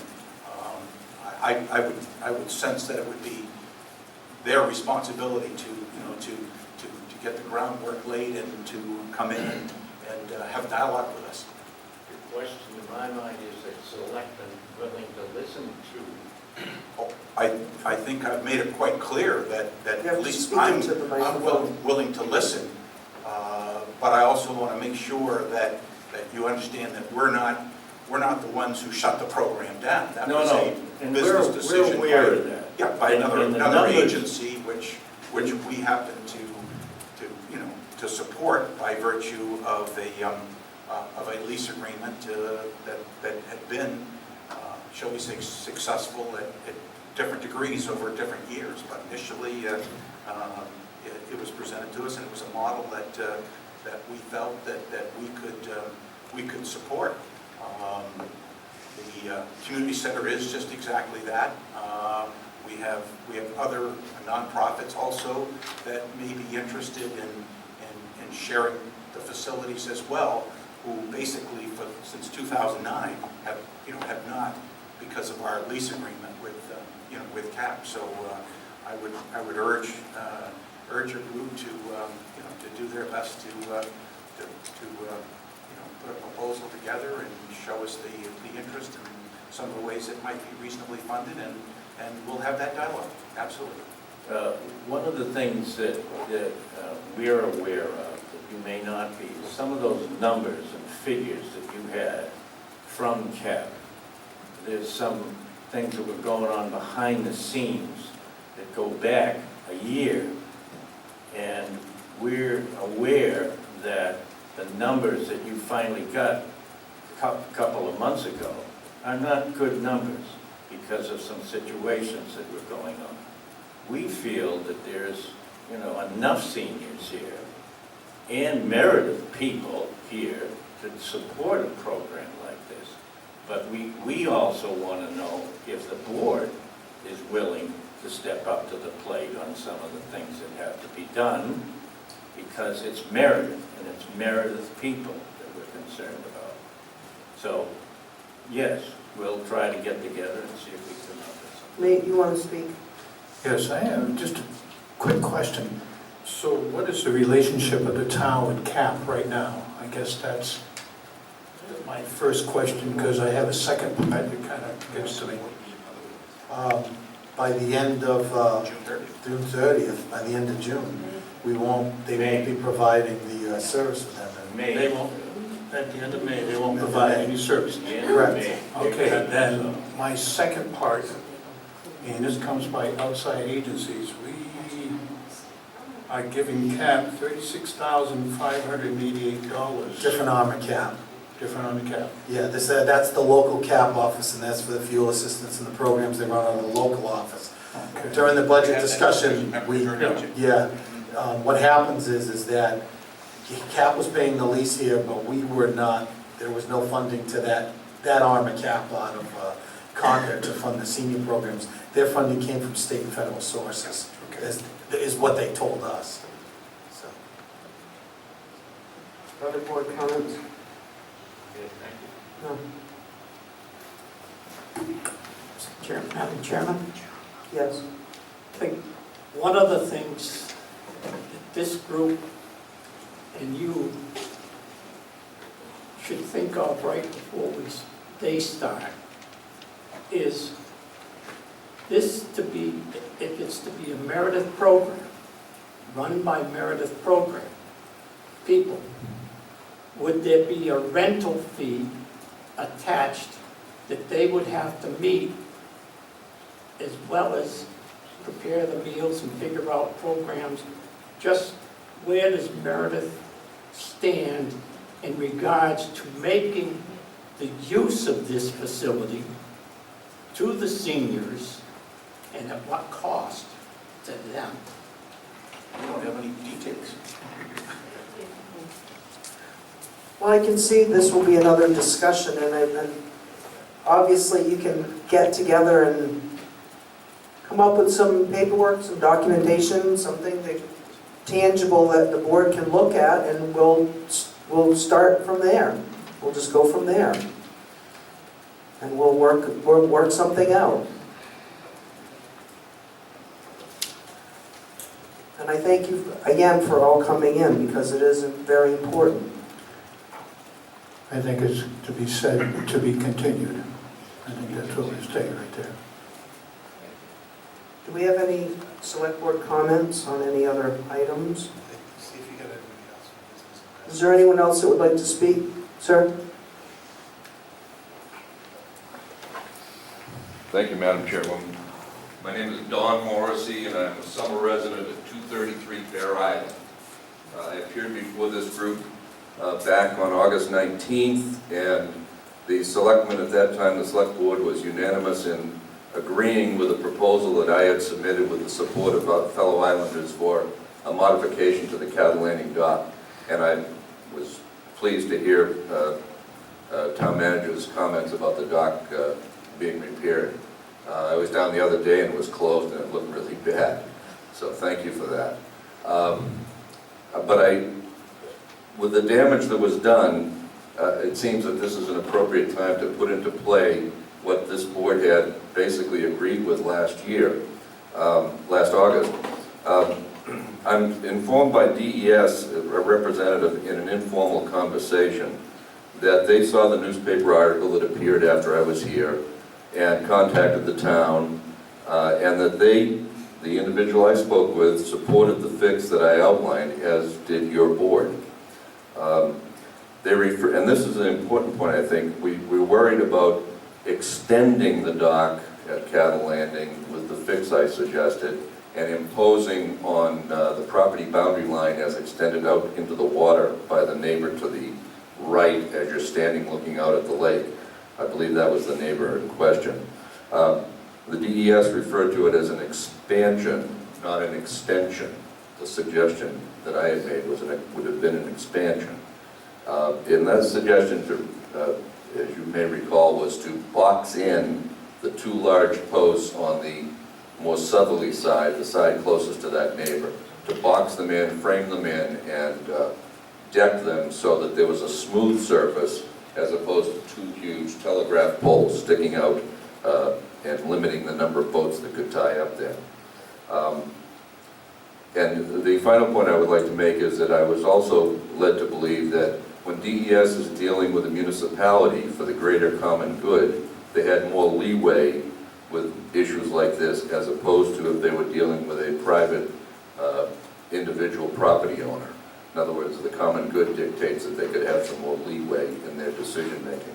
So as the dock is damaged, and as Town Manager Warren mentioned that it would be permanently fixed, I'm again requesting that you consider and have the appropriate folks look into boxing in those two large posts and making that part of the dock itself for tie-up purposes. Thank you, Don. Thank you, Madam Chairman. Phil, you would like to comment to that? Sure. As for boxing it in, I don't know if we discussed this at a meeting or not. We went back to the manufacturer. They would not support us putting that on that side of the dock because it would cantilever the dock over from the weight of it. They approved the touch and go end, boxing in the head end, but not along the side. They said it would be too much weight and it would lean the dock over. And I can actually send you the email from the dock designer. And as it relates to DES, you're right, they can make exceptions for the common good. But we were told early on, and this process will not affect that there is no way you can cross those lines and there is no person that can give you relief except the landowners. That's why the dock's at the length that it is. Because if we could have gotten relief, we would have given you a T, as we described earlier. Right, I understand that, Phil, but I was never asking for an extension to the dock. Right. A lengthening of the dock. I was requesting that it be widened by 2 feet. Right. Only 2 feet to encompass those two big posts as part of the side of the dock. Right. And, you know, I'm no engineer, but adding 2 feet the length of the dock for decking doesn't seem to be a weight thing that would cause it to flip. Yeah, I can send you a copy of the email. That's what the dock designer said. And again, I'm not an engineer either, so I have no reason to question their, you know, as they're the ones that manufactured it, and any product liability claim would go back to them, I wouldn't be comfortable recommending going against their recommendation. But the touch and go end, the head end, they said it's okay. It won't cause a problem. That was the minor of the two issues I brought forward. And we're pleased that if we can do that, but the solution is to box the whole thing in. And I hope that it could be looked at again, but apparently not with the manufacturer. My guess is that any warranty that the town and the taxpayers had is long gone now because of the damage, am I correct? Any warranty's gone, but any product liability claim where if somebody was injured due to the inherent design of the dock, which would fall back on the manufacturer, would be voided if we didn't follow their recommendations. think of it this way. You get in a Ford car, I'm using Ford because they don't have one right now. It has an inherent design with a gas tank like the Pinto did. You're covered as long as you don't modify that vehicle. If you modify it, you're not covered. Well, I think I understand that rationale. I certainly don't agree with it, but I thank you for your time. Thank you, Don. Sounds like a cable franchise. I was going to say, we had a couple And of just those to add to discussions that- earlier. Just to add to that, Mr. Morrissey, the town is putting a bumper system on the sides of the dock. Oh, yeah, I don't know if you caught that point earlier, Don. Those squares are gonna go away. There's a different system on those squares now. It's rounded, it takes up less space. The squares that The posts box are, in the 2 posts, you got it. It's rounded, it looks like a cable saddle. are you gonna go like they did at Glendale at Marine Patrol with the hoop? Yeah, that's it. Well, that will be an improvement. It's, again, no offense, but it's not 100%. Thank you. Improvements are good. Select board comments or any other visitors? Last chance. Select board comments? Well, want a committee report? That would be wonderful. Even though it's the first meeting of the month, we'll still have it. I think in deference to the chief, I'll report if we're still awake after we're done. In deference to the chief, let's deal with that first. And then I will give you either the long report or the short report, whichever you wish. Okay, that's fine. In that case, we will move on to the new business and we'll come back to select board comments. 14-11, fire department wage schedule.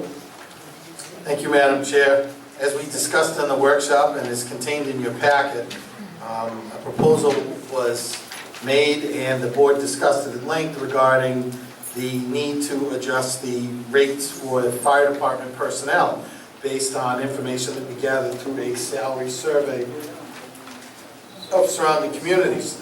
As we said early on, and it was presented to you in the budget process by the chief, it was made clear by the chief that he was of the opinion that, and the salary survey supports that the rates in Meredith were on the lower side, and that was one of the largest problems the chief was facing for recruitment and retention of fire department personnel. In your packet, you have the new rates, you have the impact of the new rates and the effect of the salary survey, the same information that you had at the workshop. At this point, if you were to choose to act on this, that action requires a vote of the board because you will be modifying the salary plan consistent with the personnel policy. Amendments to the salary plan are made with the recommendation of the town manager and a vote of the Board of Selectmen. As I said in the workshop and I say here again tonight, I recommend that the board take this action.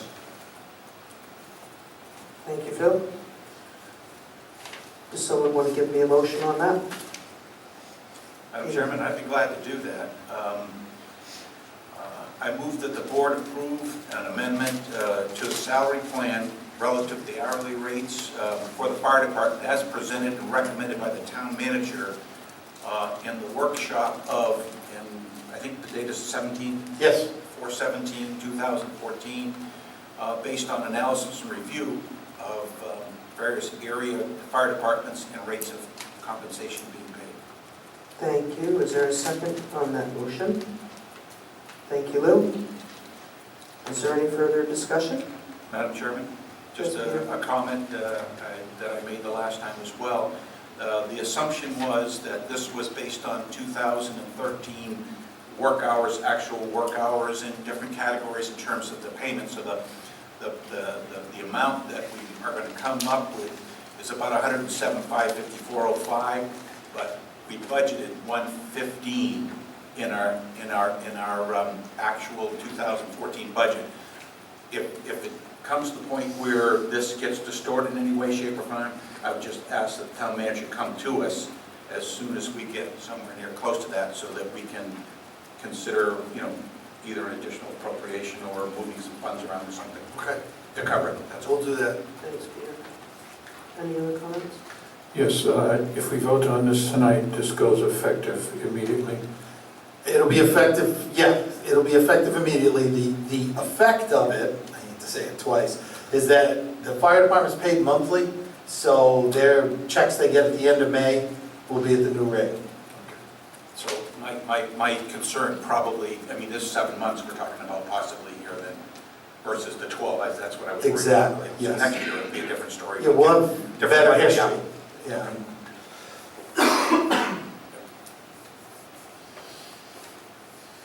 All in favor? Aye.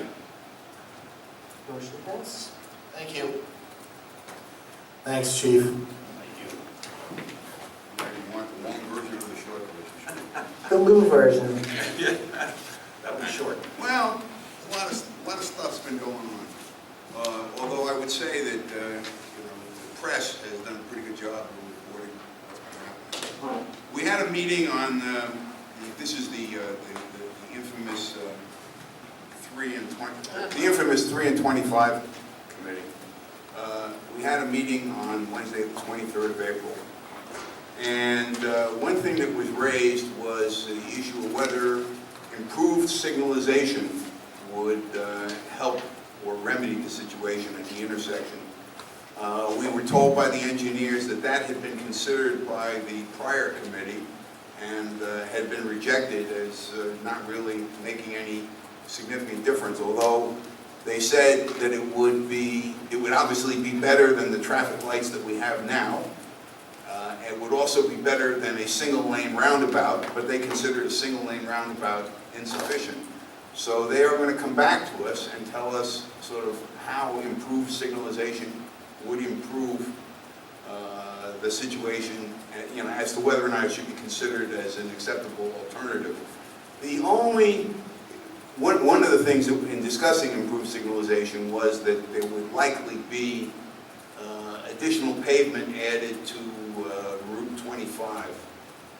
The other parts of the intersection would remain pretty much the same in terms of the number of lanes, although sometimes the lanes would change in terms of their usage. On the 25 side, though, you would add a right turn lane going into Route 3 North, and that would that would clip the Zacky's corner.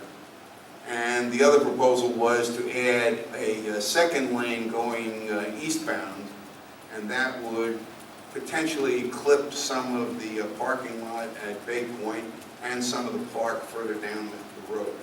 Okay, so we're waiting for information on signalization as to whether or not that would make a significant change. From the prior committee, there were two proposals that were considered acceptable in terms of actually solving the traffic problem. One of them was pretty simple, a two-lane roundabout, which had the effect of clipping basically 2 of the 4 corners.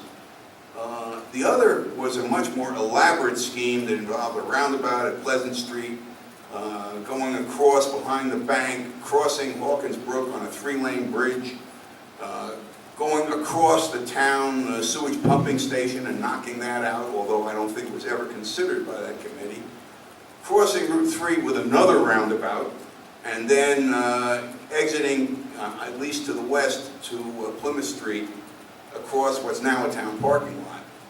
Main Street would get cut off at Route 3. This alternative, like the 2-lane roundabout, was considered something that would really improve traffic. We had asked if they would tell us how much it was going to cost. And they came back with an estimate, as I recall, of $6.8 million for roadway and construction, but not including land acquisition. It would knock out the deli at Pleasant Street. It would knock out a part of the theater. It would obviously knock out the town sewage pumping station, which Phil says is a $2.5 or $2 million proposition. So the 6.8 doesn't include $2 million for the pumping station, doesn't include, and it would send Main Street traffic onto Plymouth Street, where we have 2 restaurants and the Legion, and the street is narrow and can't really be improved. So at this meeting, we basically, we didn't do a formal vote, but we basically killed that alternative. There were people from the prior committee who really loved that alternative. It's dead as a doornail in my view. So that leaves us with what? the engineers came up with a whole bunch of new proposals, 4 of which basically wiped out Zaki's and, just wiped out that lot entirely with a roundabout and sent traffic in a couple of cases off onto Plymouth Street. In a couple of other cases, wiped out the ability to come from Main Street and go north or east. We didn't really consider them in depth, but it was the sense of the meeting that those 4 proposals are dead on arrival.